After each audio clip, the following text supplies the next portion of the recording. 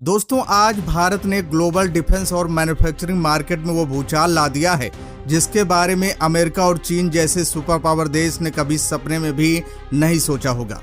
जरा सोच कर देखिए, जिस हाईटेक तकनीक को हासिल करने के लिए चीन और अमेरिका आज भी अरबों डॉलर पानी की तरह बहा रहे हैं और जिस जटिल पुर्जों के लिए कभी हम विदेशी कंपनियों के पूरी तरह से मोहताज हुआ करते थे, आज उसी नामुमकिन काम को भारत के एक 10वीं फेल छात्र ने कर दिखाया है। और ये सिर्फ करके नहीं दिखाया, बल्कि हमारे डीआरडीओ और इसरो के साथ मिलकर 2026 के इस नए भारत का एक ऐसा सुनहरा इतिहास रच दिया है जिसे सुनकर विदेशी मीडिया की भी नींदें उड़ गई हैं। जब बात आती थी एडवांस जेट इंजन बनाने की या खतरनाक न्यूक्लियर टरबाइन के पुर्जे बनाने की, तो विदेशी कंपनियां इसी घमंड में रहती थी कि हिंदुस्तान तो सिर्फ सस्ते मजदूर हैं, असली प्रिसीजन इंजीनियरिंग उनके बस की बात नहीं है।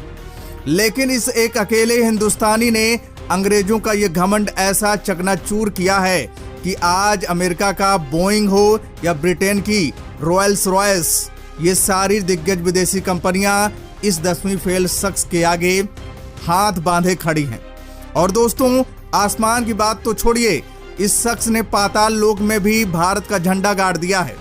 जी हां, जमीन से हजारों फीट नीचे की वो गहराइयां जहां भयंकर दबाव और आग उगलती गर्मी होती है। आज जो विशाल मशीनें पाताल से तेल निकाल रही हैं, ये जो बड़े बड़े न्यूक्लियर टरबाइन भारी मात्रा में ऊर्जा पैदा कर रहे हैं, उन्हें असली ताकत इसी शख्स की कंपनी के बनाए पुर्जे दे रहे हैं। जरा इमेजिन कीजिए, एक लड़का जो 10वीं में फेल हो गया, जिसे स्कूल वालों और रिश्तेदारों ने रोज ताने मारे कि तू जिंदगी में एक फेलियर है, आज उसी लड़के के इशारों पर दुनिया की सुरक्षा और ऊर्जा का पहिया घूम रहा है। आज वो 11,145 करोड़ रुपए की एक विशाल कंपनी का अकेला मालिक बनकर बैठा है। लेकिन दोस्तों, दिमाग में ये सवाल तो जरूर घूम रहा होगा कि आखिर ये करिश्मा हुआ कैसे। जिस लड़के के पास ना तो किसी कॉलेज की डिग्री थी, ना आईआईटी का ठप्पा, उसने वो सीक्रेट हैक कैसे कर लिया जो बड़े बड़े विदेशी वैज्ञानिक नहीं कर पाए। आगे आपको इन सारे सवालों का जवाब मिलेगा, लेकिन उससे पहले भारत के इस होनहार शख्स के लिए इस वीडियो को लाइक कीजिए और कमेंट बॉक्स में जय हिंद जरूर लिखिए। तो चलिए दोस्तों, सीधे पॉइंट पर आते हैं और समझते हैं कि ये कहानी शुरू कहां से हुई। बात राकेश चोपदार के उस दौर की है जब वो 10वीं में फेल हो गए थे। हमारे समाज में क्या होता है, बच्चा फेल हुआ नहीं कि उसे ताने मिलने शुरू, तुम्हारा दिमाग खाली है, तुम तो जिंदगी भर धक्के खाओगे। राकेश को भी यही सब सुनना पड़ा। कोई और होता तो डिप्रेशन में चला जाता, लेकिन राकेश के अंदर एक अलग ही आग जल रही थी। उन्होंने रोने धोने के बजाय एक कड़ा फैसला लिया। उन्होंने उसी वक्त स्कूल की पढ़ाई हमेशा के लिए छोड़ दी। उनके पिताजी की एक छोटी सी नट बोल्ट बनाने की फैक्ट्री थी, एटलस फास्टनर्स। राकेश ने तय किया कि वो अब किताबी ज्ञान नहीं, असली प्रैक्टिकल ज्ञान लेंगे। वो सीधे अपने पिताजी की फैक्ट्री के 100 फ्लोर पर उतर गए, जहां भयंकर शोर, गर्मी और ग्रीस की बदबू होती है। राकेश बताते हैं कि उन्हें खुद को एक इंजीनियर के रूप में ढालने में पूरे 4 साल लग गए। जहां बाकी दुनिया के लड़के कॉलेज जाकर सिर्फ थ्योरी रट रहे थे, वहां राकेश सुबह से शाम तक मशीनों की धड़कन समझ रहे थे। 12 साल तक उन्होंने अपने पिताजी के साथ उस फैक्ट्री में पसीना बहाया। फिर आया साल 2008। राकेश ने तय किया कि अब उन्हें कुछ अपना खड़ा करना है। उनके पास कोई बड़ी फंडिंग नहीं थी, बस एक सपना था। उन्होंने एक पुरानी सेकंड हैंड सीएनजी मशीन खरीदी। हैदराबाद के बालानगर में सिर्फ 200 स्क्वायर मीटर के एक छोटे से शेड में आजाद इंजीनियरिंग की नींव रखी। टर्नओवर था सिर्फ 2 करोड़ रुपए, लेकिन दोस्तों हौसला 2 लाख करोड़ का था। उन्होंने ठान लिया था कि विदेशियों के इस मार्केट में वो भारत का डंका बजाकर रहेंगे। अब दोस्तों, असली लड़ाई यहां से शुरू हुई।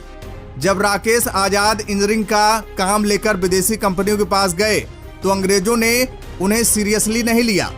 उनका रिएक्शन था, एक हिंदुस्तानी कंपनी इतने बारीक और जटिल 3D रोटेटिंग पुर्जे बनाएगी? इम्पॉसिबल।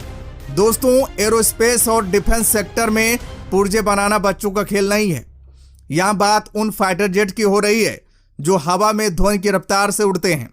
अगर एक पुर्जा बाल के बराबर भी मोटा या पतला हो गया तो करोड़ों का हवाई जहाज आसमान में ही ब्लास्ट हो सकता है। लेकिन राकेश चोपदार ने अपनी क्वालिटी से सबका मुंह बंद कर दिया। जब विदेशी कंपनियों ने उनके बनाए पुर्जे चेक किए तो उनकी आंखें फटी की फटी रह गई। जो क्वालिटी अमेरिका और जर्मनी की बड़ी बड़ी कंपनियां नहीं दे पा रही थी, वो क्वालिटी इस 10वीं फेल हिंदुस्तानी ने दे दी। आज सिचुएशन ये है कि आजाद इंजीनियरिंग जीरो डिफेक्ट रोटेटिंग पुर्जे बनाती है, यानी गलती की कोई गुंजाइश ही नहीं। आज बोइंग, एयरबस और प्रैट एंड व्हिटनी जैसी दुनिया की टॉप कंपनियां अपनी सप्लाई चेन के लिए इसी हिंदुस्तानी कंपनी पर निर्भर हो चुकी हैं। जो पुर्जे हम पहले विदेशों से भीख मांगकर करोड़ों डॉलर में खरीदते थे, आज हमारा अपना बंदा उन पुर्जों को बनाकर पूरी दुनिया में एक्सपोर्ट कर रहा है। दोस्तों, जब आप इतनी तेजी से उड़ान भरते हैं तो दुनिया के दिग्गजों की नजर आप पर पड़ ही जाती है। इस कहानी में अब एंट्री होती है क्रिकेट के भगवान कहे जाने वाले सचिन तेंदुलकर की। सचिन भाई कोई ऐसे इंसान नहीं है जो बिना सोचे समझे कहीं भी अपना पैसा लगा दे। लेकिन मार्च 2023 में जब उन्होंने राकेश चोपदार का विजन देखा तो उन्होंने आजाद इंजीनियरिंग में लगभग 5 करोड़ रुपए का निवेश कर दिया। ये पूरी दुनिया के लिए एक बड़ा मैसेज था कि ये कंपनी भारत का भविष्य है। और सचिन का ये दांव कितना सही साबित हुआ। दिसंबर 2023 में जब आजाद इंजीनियरिंग का IPO शेयर बाजार में लॉन्च हुआ तो मार्केट में तहलका मच गया। लोगों ने टूटकर शेयर खरीदे। सचिन के निवेश की वैल्यू कुछ ही समय में 15 गुना तक बढ़ गई। जरा आंकड़ा पर गौर कीजिए। 2008 में जो कंपनी सिर्फ 2 करोड़ से शुरू हुई थी, आज उसका मार्केट कैप 11,145 करोड़ रुपए को पार कर चुका है। जी हाँ, 11,145 हजार करोड़ रुपए से ज्यादा। आज शेयर बाजार में इनका शेयर 1,600 रुपए के पार ट्रेंड कर रहा है। जिन लोगों ने शुरुआत में राकेश पर भरोसा किया था वो आज मालामाल हो चुके हैं। ये सिर्फ पैसा नहीं है दोस्तों, ये उस भरोसे की जीत है जो आज भारत ने पूरी दुनिया में कमाया है। और दोस्तों, अब जो मैं आपको बताने जा रहा हूं वो सुनकर आपका सीना गर्व से 56 इंच का हो जाएगा। आजाद इंजीनियरिंग ने अब एक ऐसा कारनामा किया है जो हमारी भारतीय सेना के लिए सबसे बड़ा गेम चेंजर साबित होने वाला है। हाल ही में आजाद इंजीनियरिंग ने हमारे देश की सबसे बड़ी डिफेंस रिसर्च संस्था यानी DRDO के साथ एक बहुत ही ऐतिहासिक डील साइन की है। अब तक ये कंपनी सिर्फ इंजन के पुर्जे बना रही थी, लेकिन अब ये DRDO के साथ मिलकर लड़ाकू विमानों के लिए पूरा का पूरा hybrid turbo gas generator engine खुद असेंबल करेगी। साल 2027 की शुरुआत से इन मेड इन इंडिया इंजनों की डिलीवरी शुरू होने वाली है। दोस्तों, आप समझ रहे हैं इसका मतलब क्या है? हमारी सेना, एयरफोर्स और नेवी के लिए ये कितनी बड़ी जीत है। पहले जब युद्ध के हालात बनते थे तो हमें डर रहता था कि कहीं विदेशी कंपनियां हमें पुर्जे या इंजन देने से मना कर दें, वो हमें ब्लैकमेल करते थे।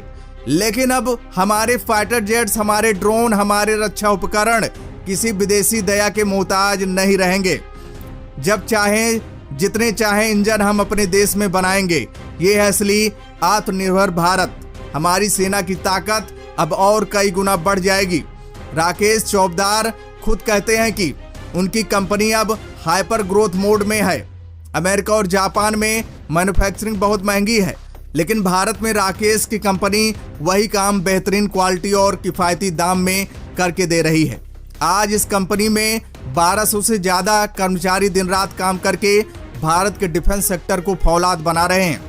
तो दोस्तों, इस 10वीं फेल सुपर इंजीनियर की कहानी आज हर उस युवा के लिए एक सबक है जो छोटी मोटी हार से निराश हो जाता है। अगली बार जब आप आसमान में अपने देश का कोई फाइटर जेट उड़ते हुए देखें तो पूरे गर्व के साथ याद रखिएगा कि वो हो सकता है उसका दिल यानी उसका इंजन हमारे देश की ही मिट्टी में बना हो। दोस्तों, इस हिंदुस्तानी शेर के जज्बे को आप 10 में से कितने नंबर देंगे? कमेंट बॉक्स में अपनी राय जरूर दें। तो दोस्तों, जय हिंद, जय भारत।